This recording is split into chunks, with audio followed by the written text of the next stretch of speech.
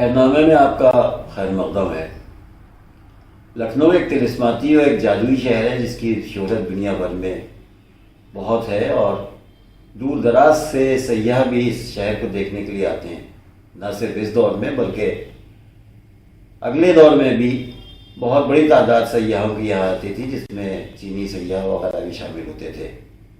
یہاں کی عمارتیں، یہاں کے رہن سہن، یہاں کے نشست و برخاست اور یہاں کے کھانے اور یہاں کی عمارتیں اور یہاں کی تاریخ و تمدن و تہذیب و فنون و لطیفہ، کوئی ایسا گوشہ نہیں تھا جس کو لکھنؤ میں شہرت نہ ملی ہو، اور لکھنؤ ایک ایسا شہر بن گیا کہ جو دنیا میں اپنا نام کمانے میں بہت جلد آگے آ گیا تھا۔ اس سلسلے میں شہرنامہ ایک سیریز شروع کرنے جا رہا ہے کہ جو لکھنؤ کی عمارتوں، لکھنؤ کے قصے کہانیوں پر مبنی ہوگی، اور اس میں ہماری مدد کریں گے عظیم مورخ ہسٹورین جناب ڈاکٹر روشن تقی صاحب۔ روشن تقی صاحب شہر کی ایک طرح سے کہنا چاہیے دائی ہیں۔ ان کو نہ صرف لکھنؤ بلکہ دور دراز قرب و جوار کے جو علاقے ہیں اودھ کے، ان کے بارے میں اور پھر اس کے علاوہ دیگر جگہوں کے بارے میں بہت زیادہ معلوم ہے۔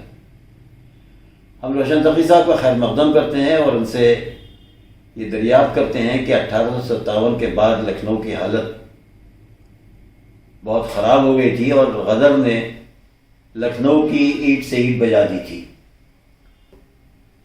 ایک ایسا شہر تھا کہ جو بہت جلد فیض آباد سے منتقل ہوا، راجدھانی اس کی آصف الدولہ نے منتقل کی، لیکن بہت زیادہ چل نہیں پایا اور انگریزوں نے اس کی اینٹ سے اینٹ بجا دی۔ کچھ غلطیاں ہو سکتی ہیں کہ لکھنؤ والوں کی بھی ہوں، لیکن سب سے زیادہ پاجی بنا جو کیا وہ ایسٹ انڈیا کمپنی نے کیا۔ آپ ہمیں یہ بتانے کی زحمت فرمائیں روشن تقی صاحب کہ لکھنؤ 1857 کے بعد یا اس سے پہلے کیا تھا اور اس کے بعد کیا ہوا؟ آداب، بہت شکریہ، بہت شکریہ حسین بھائی۔ یہ جو سوال آپ نے پوچھا وہ اتنا اہم ہے تاریخ اودھ کے لیے اور لکھنؤ کی تاریخ کے لیے کہ ایک ایسا نقطہ، ایک ایسا پوائنٹ، ایک ایسا وقت جسے ہم 1857 کے نام سے جانتے ہیں، اور جب ہندوستان کی، ہمارے ملک کی پہلی جنگ آزادی ایسٹ انڈیا کمپنی کے خلاف ہوئی۔ ظاہر ہے کہ جب ہم دو رخ کسی بھی شہر کے، کسی بھی تہذیب کے دیکھنا چاہتے ہیں تو ضروری ہے کہ پہلے ایک رخ کا ذکر کریں اور اس کے بعد دوسرے رخ کا۔ تو جیسا کہ آپ نے فرمایا کہ 1857 کی جو پہلے جنگ آزادی تھی اس کے پہلے لکھنؤ کا کیا حال تھا، اور اس کے بعد ہم آئیں گے اس نقطے کے اوپر کہ اس کے بعد لکھنؤ کا کیا حال تھا اور آج تک اس کا کیا حال ہے۔ چنانچہ ایک بڑی داستان ہے یہ، اس کے لیے دفتر کے دفتر چاہیے ہیں، قلم اور دعوات چاہیے ہیں، دن اور رات چاہیے ہیں۔ اتنا آسان نہیں ہے اس کی بات کو بیان کر دینا، لیکن ہم نے کوشش کی ہے کہ چند الفاظ میں آپ تک اس بات کو پہنچائیں۔ کوشش یہ ہے کہ کوزے میں سمندر کو بھر دیا ہے، اور کوشش کی ہے کہ پوری کی پوری بات آپ حضرات تک پہنچ جائے۔ 1857 کی پہلے جنگ آزادی کے پہلے ہندوستان میں اس شہر لکھنؤ کا کیا حال تھا، کیا خوشی تھی، کیا تاریخ بتاتی ہے اور کیا تمدن بتاتا ہے، ہم چند الفاظ میں آپ کے سامنے پیش کرتے ہیں کہ شباب کا وہ عالم کہ زندگی اشک اشک کرنے لگی، لکھنؤ کو دیکھنے کے لیے آسمان سے پریاں اترنے لگی۔ اگر صبح بنارس کو زمانے نے پہچانا تو شام اودھ کو بھی خوب جانا۔ اتنی خوبصورت تعمیرات جس میں بہترین تناسب دکھائی دیا میں نے کہیں اور کبھی نہیں دیکھی۔ یہ شہر تو مجھے ایلٹن کی یاد دلاتی ہے، لیکن مجموعی اعتبار سے یہ ان سے زیادہ وسیع اور خوبصورت ہے، بالکل کرملن کی طرح لگتی ہے۔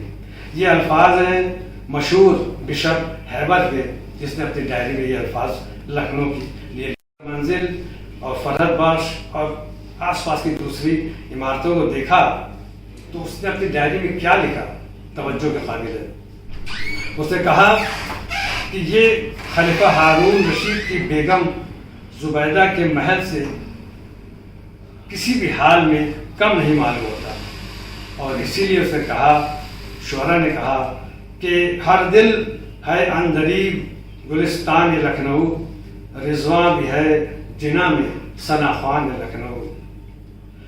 खुशहाली और का हाल यूँ बयान किया जाता है कि सुबह से शाम तक और गुरूब आफ्ताब से तुलूए आफ्ताब तक फौजों के ढोल और नक्कारों की आवाज़ें बराबर सुनाई देती थीं।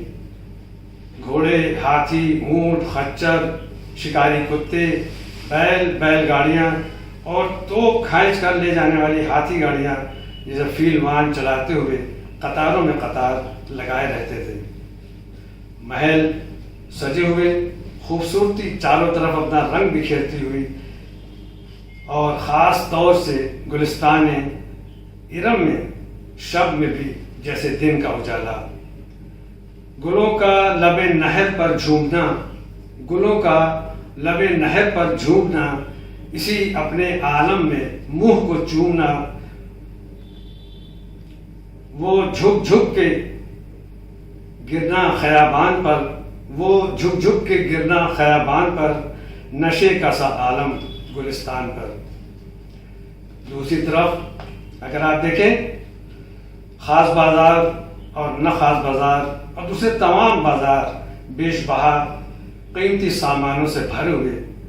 उस वक्त लखनऊ इत्र, कालीन, झाड़ फानूस, कंदीलों, नगीनों और साथ ही साथ खुशनुमा, खुश रंग और खुश वज़ा पोशाक का मुल्क का सबसे बड़ा बाजार बन गया था।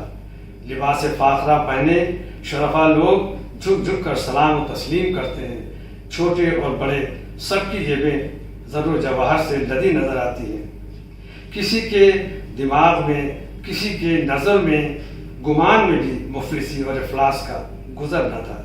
ये अक्स है उस खुशहाली का जो हर कस नाकस के चेहरे पर दिखाई देता था।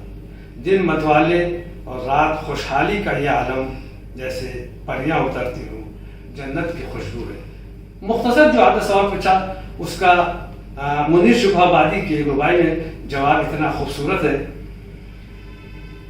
वो बज़्म दिल फरेब थी ऐसी कि रात भर, वो बज़्म दिल फरेब थी ऐसी कि रात भर, रंजो मलाल के लिए रास्ता जहां न था, रंजो मलाल के लिए रास्ता जहां न था। देखा इसी तिलिस्म शहर को जो सुबह दम, वाह, देखा इसी तिलिस्म शहर को जो सुबह दम, जुज चंद और कोई यहाँ नौहा ख्वान था।